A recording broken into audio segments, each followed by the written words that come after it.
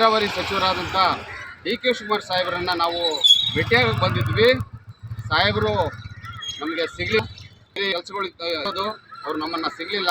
ನಾನು ಉದ್ದೇಶ ಏನು ಅಂತಂದರೆ ಸಾಹೇಬ್ರಿಗೆ ಭೇಟಿಯಾಗಿ ಬರೋಕ್ಕೆ ಡ್ಯಾಮಿನಲ್ಲಿ 8ರಿಂದ 8.5 TMC ನೀರನ್ನು ಈಗ ಉಳಿದಿದ್ದಾವೆ.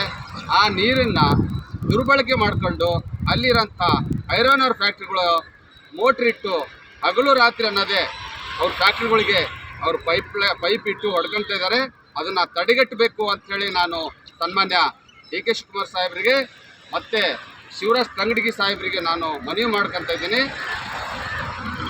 ಇದೇ ರೀತಿ ಏನಾದರೂ ಅವರು ಹಗಲು ರಾತ್ರಿ ನೀರು ಏನಾದರೂ ತಗೊಂಡ್ರೆ ಅಲ್ಲಿ ಇರೋಂಥ ಜನಗಳಿಗೆ ಮತ್ತು ಅಲ್ಲಿ ದನಕರುಗಳಿಗೆ ತೊಂದರೆ ಆಗುತ್ತೆ.